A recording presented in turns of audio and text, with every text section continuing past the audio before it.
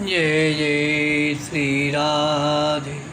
भक्ति भक्ति भगवंत गुरु चतुर्नाम बपुए, इनके पदबंधन की नाशे विघ्न। आज जो है राय रामानंद से चैतन्य महाप्रभु के साध्य तत्व की बातों का वर्णन करेंगे। राय रामानंद जी के मुख से परम साध्य तत्व की बात सुनकर चैतन्य महाप्रभु कहने लगे, राय महाशय, आपकी असीम अनुकंपा से मैंने परम साध्य तत्व को जाना। यह वर्णन चैतन्य चरितामृत के आधार पर सुनाया जा रहा है। तो महाप्रभु बोले, अब ये बताइए कि उसकी उपलब्धि कैसे हो, जो आपकी कृपा से साध्य तत्व जाना, उसकी उपलब्धि कैसे हुई। बिना साधन जाने हुए साध्य का ज्ञान व्यर्थ है, इसलिए जिस प्रकार इस महाभाव की प्राप्ति हो सके, कृपा करके उस उपाय को और बताइए। आगे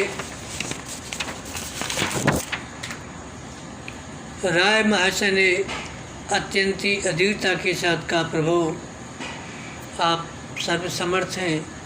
मैं संसारी पंख में फंसा हुआ विषयी जीव भला साध्य साधन तत्व को समझ ही क्या सकता हूँ, किंतु आप अपने भावों को मेरे ही द्वारा प्रकट कराना चाहते हैं, तो आपकी इच्छा के विरुद्ध कर ही कौन सकता है। इसलिए आप मेरे हृदय में जो प्रेरणा करते जाएंगे वही मैं कहता जाऊंगा। तो राय रामानंद बोले, प्रभु श्री राधिका जी का प्रेम सामान्य नहीं है। संसारी सुखों में आनंद का अनुभव करने वाले पुरुष तो इसके श्रवण के भी अधिकारी नहीं है, इसलिए इसे परम गोप्य कहा गया है। इसे तो ब्रज की गोपिकाएँ हैं ही जान सकती हैं। गोपिकाओं के अतिरिक्त किसी दूसरे का इस रस में प्रवेश नहीं। गोपिकाएँ इंद्रिय सुख की अभिलाषणी नहीं, उन्हें तो श्री राधिका के साथ कुंजों में खेल करते हुए श्री कृष्ण की वह कमनीय प्रेम लीला ही अत्यंत प्रिय है। अपने लिए वे कुछ नहीं चाहती। उनकी संपूर्ण इच्छाएं, संपूर्ण भावनाएं, संपूर्ण चेष्टाएं और मन, वाणी तथा इंद्रियों की संपूर्ण क्रियाएं उन प्यारी प्यारे के विहार के निमित्त होती हैं, जो उस अनर्वचनीय रस का आस्वादन करना चाहते हैं। उन्हें अपनी संपूर्ण भावनाएं इसी प्रकार त्याग में और निस्वार्थ बना लेनी चाहिए। गोपी भाव को धारण किए बिना कोई उस आनंद अमृत का पान ही नहीं कर सकता।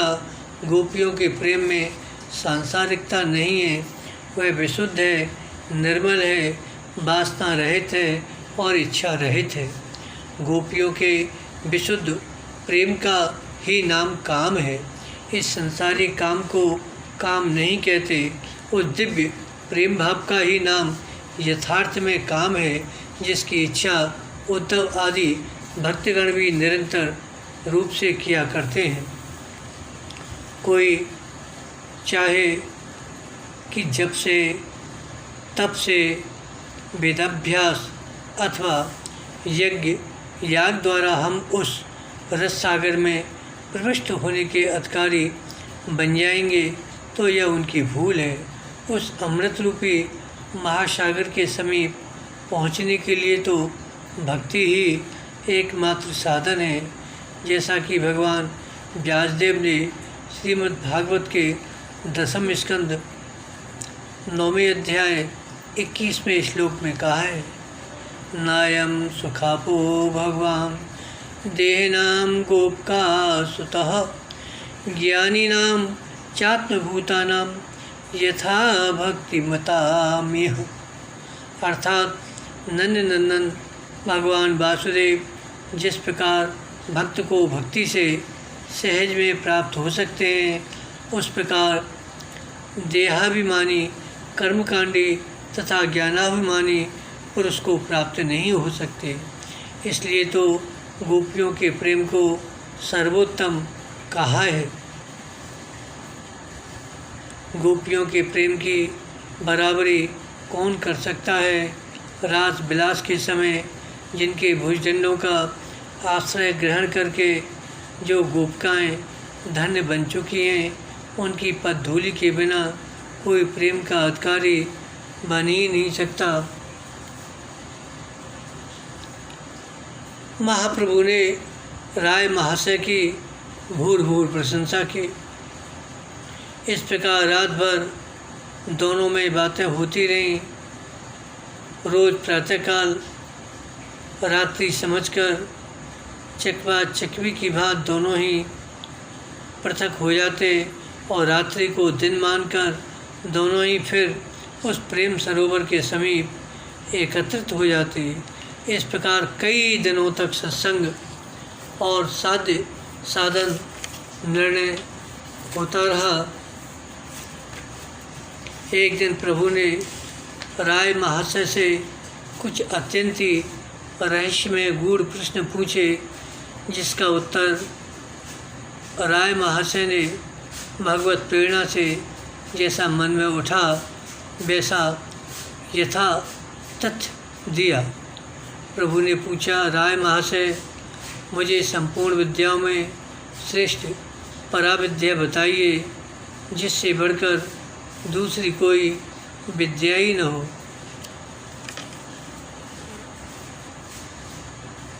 राय ने कुछ लज्जित भाव से कहा, प्रभु मैं क्या बताऊं, श्री कृष्ण भक्ति के अतिरिक्त और सर्वोत्तम विद्या हो ही कौन सकती है। उसी के लिए परिश्रम करना सार्थक है, से सभी व्यर्थ हैं। श्री कृष्णेति रसायनम रसपरम शून्य किमन्ये श्रमय। तब महाप्रभु ने पूछा, राय महाशय, ये बताइए सर्वश्रेष्ठ कीर्ति कौन सी कही जा सकती है। राय महाशय बोले, प्रभु श्री कृष्ण के संबंध से लोगों में परिचय होना यही सर्वोत्तम कीर्ति है। प्रभु ने पूछा, अच्छा ऐसी सर्वश्रेष्ठ संपत्ति कौन सी है जिसके सामने सभी संपत्तियां तुच्छ समझी जा सकें। अब राय महाशय उत्तर देने लगे, बोले, निकुंज बिहारी राधा वल्लभ की अविरल भक्ति जिसके हृदय में विद्यमान है, वही सर्वश्रेष्ठ संपत्तिशाली पुरुष है। उसकी समता का पुरुष तीनों लोकों में कोई नहीं हो सकता। इसके बाद प्रभु ने पूछा, मुझे यह बताइए सबसे बड़ा दुख कौन सा है।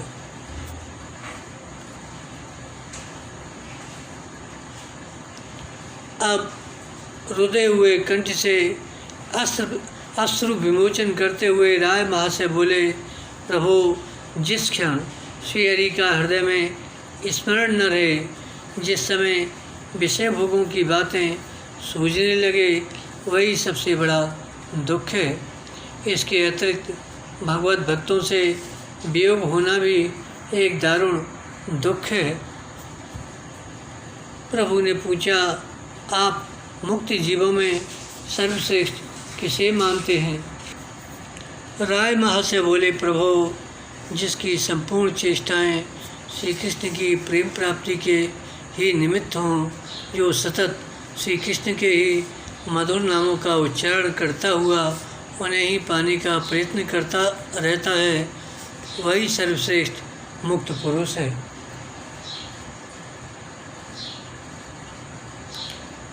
अब प्रभु ने पूछा, महाशय आप किस गान को सर्वश्रेष्ठ गान समझते हैं। राय महाशय बोले, प्रभो श्री कृष्ण गोविंद हरे मुरारे, हे नाथ नारायण वासुदेव, इस समधुर नामों के गान को ही मैं सर्वश्रेष्ठ गायन समझता हूँ। प्रभु ने पूछा, आप जीवों के कल्याण के निमित्त सर्वश्रेष्ठ कार्य किसे समझते हैं? राय महाशय बोले, प्रभु महत्पुरुषों के पाद पद्मों की पावन पराग से अपने मस्तक को अलंकृत बनाए रखना और उनके मुख से निकले हुए अमृत वचनों का कर्ण रंध्रों से निरंतर पान करते रहना, इसे ही मैं जीवों के कल्याण का मुख्य हेतु समझता हूँ। इसके बाद प्रभु ने फिर पूछा, प्राणी मात्र के लिए सर्वश्रेष्ठ स्मरणीय क्या वस्तु है? राय महाशय बोले, श्री कृष्ण गोविंद हरे मुरारे, हे नाथ नारायण वासुदेव, बस यही सर्वश्रेष्ठ स्मरणीय है। प्रभु ने पूछा, आप ध्यानों में सर्वश्रेष्ठ ध्यान किसे समझते हैं? राय महाशय बोले, श्री वृंदावन बिहारी की बाकी झांकी का ही निरंतर ध्यान बना रहे, बस यही सर्वश्रेष्ठ ध्यान है। तब प्रभु ने पूछा, आप जीवों के लिए ऐसा सर्वोत्तम निवास स्थान कौन सा समझते हैं जहाँ सर्वस्व के मुख में धूलि देकर निवास किया जा सके? राय महाशय बोले, प्रभु सर्वस्व के सुख, सर्वस्व के मुख धर्दय, सर्वस्व के ब्रज धूल, बस सब कुछ छोड़कर वृंदावन वास करना ही जीव का अंतिम निवास स्थान है। वृंदावन को परित्याग करके एक पैर भी कहीं अन्यत्र न जाना चाहिए। वृंदावनम परित्यज्य पादमेकम न गच्छति, बस राधा मुरलीधर का ध्यान करते रहना चाहिए और वृंदावन को न छोड़ना चाहिए। श्री राधा मुरलीधरो भज, सखे वृंदावनम मा त्यज। प्रभु ने पूछा, आप श्रवणों में सर्वश्रेष्ठ श्रवणीय क्या समझते हैं? राय महाशय बोले, प्रभु श्री कृष्ण गोविंद हरे मुरारे, हे नाथ नारायण वासुदेव, यह संपूर्ण श्रवणों का सार है। जिसने इसे यथावत रीति से सुन लिया, फिर उसके लिए कुछ सुनना श्रवण करना शेष नहीं रह जाता। तब महाप्रभु बोले, राय महाशय बताइए, आप उपासनाओं में सर्वश्रेष्ठ उपासना किसे समझते हैं? राय महाशय बोले, प्रभु युगल सरकार के सिवा और उपासना की ही किसकी जा सकती है? असल में तो वृंदावन बिहारी ही परम उपास्य हैं, शक्ति से वे पृथक हो ही नहीं सकते। प्रभु ने पूछा, आप भक्ति और मुक्ति में किसे अधिक पसंद करते हैं? राय महाशय बोले, प्रभु मुक्ति के नीरस फल को तो कोई विचार प्रधान दार्शनिक पुरुष ही पसंद करेगा। मुझे तो प्रभु के पाद पद्मों में निरंतर लोट लगाते रहना ही सबसे अधिक पसंद है। मैं अमृत के सागर में जाकर अमृत बनना नहीं चाहता, मैं तो उसके समीप बैठकर उसकी मधुरमा के रसास्वादन करने को ही सर्वश्रेष्ठ समझता हूँ। इस प्रकार के प्रश्नोत्तर में ही वह रात शेष हो गई और दोनों फिर एक दूसरे से पृथक हो गए। राय महाशय का अनुराग प्रभु के पाद पद्मों में उत्तरोत्तर बढ़ता ही जाता था। वे उनमें साक्षात श्री कृष्ण के रूप का अनुभव करने लगे। उनके नेत्रों के सामने से प्रभु का वह प्राकृतिक रूप एकदम ओझल हो गया। वे अपने इष्टदेव श्री राधा कृष्ण के स्वरूप का दर्शन करने लगे। इसलिए उन्होंने एक दिन प्रभु से पूछा, प्रभु मैं आपके श्री विग्रह में अपने इष्टदेव के दर्शन करता हूँ। मुझे ऐसा भान होने लगा है कि आप साक्षात श्रीमन नारायण ही हैं। लोगों को भ्रम में डालने के लिए आपने यह छद्म वेश धारण कर लिया है। अब तो हंसते हुए महाप्रभु ने उत्तर दिया, राय महाशय, आपको भी मेरे शरीर में अपने इष्टदेव के दर्शन न होंगे तो और किसे होंगे। आपकी दृष्टि में तो जितने संसार के दृश्य पदार्थ हैं सबके सब इष्ट में ही होने चाहिए। श्रीमद् भागवत में लिखा है, सर्वश्रेष्ठ भगवत भक्त, श्रीमद् भागवत में लिखा है कि सर्वश्रेष्ठ भगवत भक्त संपूर्ण चराचर प्राणियों में भगवान के ही दर्शन करता है। उसकी दृष्टि में भगवान से पृथक कोई वस्तु है ही नहीं। आप सर्वश्रेष्ठ भक्तों में उत्तम हैं, फिर आपको मेरे शरीर में अपने इष्टदेव के दर्शन होते हैं तो इसमें आश्चर्य की कौन सी बात है।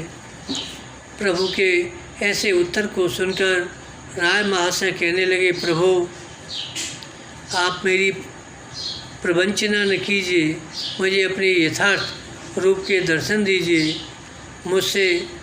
मुझे शूद्राधम समझकर अपने यथार्थ स्वरूप से वंचित न कीजिए।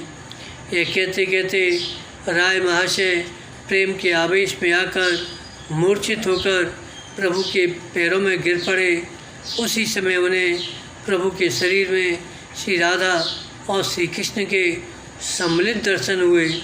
प्रभु के शरीर में उस अद्भुत रूप के दर्शन करके राय महाशय ने अपने को कृतकृत्य समझा और वे अपने भाग्य की भूर भूर प्रशंसा करने लगे। सावधान होने पर प्रभु ने राय रामानंद जी का दृढ़ आलिंगन किया और उनसे कहने लगे, राय महाशय, मेरे ये 10 दिन आपके साथ श्री कृष्ण कथा सुनते सुनते बहुत ही आनंदपूर्वक व्यतीत हुए। इतना अपूर्व रस पहले मुझे कभी प्राप्त नहीं हुआ था। आपकी कृपा से इस अत्यंत ही दुर्लभ प्रेम रस का मैं यह किंचित रसास्वादन कर सका। अब मेरी इच्छा है आप शीघ्र ही इस राजकाज को छोड़कर पुरी आ जाइए। वहाँ हम दोनों साथ रहकर निरंतर इस आनंद रस का पान करेंगे। आपकी संगति से मेरा भी कल्याण हो जाएगा। अब तो हाथ जोड़े हुए अत्यंत ही विनीत भाव से राय रामानंद बोले, प्रभु यह तो सब आपके ही हाथ में है। जब इस भव जंजाल से छुड़ाकर अपने चरणों की शरण प्रदान करेंगे तभी चरणों के समीप रहने का सुयोग प्राप्त हो सकेगा। मेरे सामर्थ्य के बाहर की बात है। आप ही अनुग्रह करके मुझे ऐसा धन्य जीवन दान कर सकते हैं। प्रभु ने कहा, अच्छा अब जाइए, दक्षिण से लौटकर एक बार मैं आपसे फिर मिलूँगा, तभी आप मेरे साथ पुरी चलिएगा। प्रभु की आज्ञा स्वीकार कर राय रामानंद जी अपने स्थान को चले गए और प्रभु ने भी प्रातःकाल आगे की यात्रा का विचार किया। इस तरह राय रामानंद और चैतन्य महाप्रभु के बीच सत्संग वार्तालाप का वर्णन किया गया। अब चैतन्य महाप्रभु के वचनामृत सुना रहे हैं। उनके वचनामृत क्या हैं? पहला, ग्राम्य वार्ता न कहना, यानी संसारी बात को न कहना। ग्राम्य वार्ता न सुनना, चमकीले वस्त्र न पहनना। चौथा, स्वादिष्ट भोजन न करना। पांचवा, अमानी रहना। अपने सम्मान की चिंता न करना। छठा, दूसरों को मान देना। सातवां, निरंतर हरि नाम करते रहना। आठवां, प्रिया प्रीतम की मानसी सेवा करना।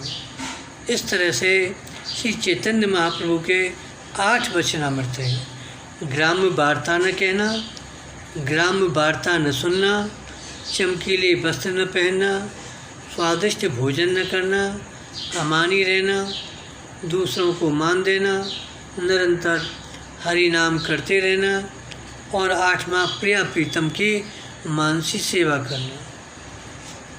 बोलो चैतन्य महाप्रभु की जय। जय जय श्री राधे, भक्त भगवान की जय।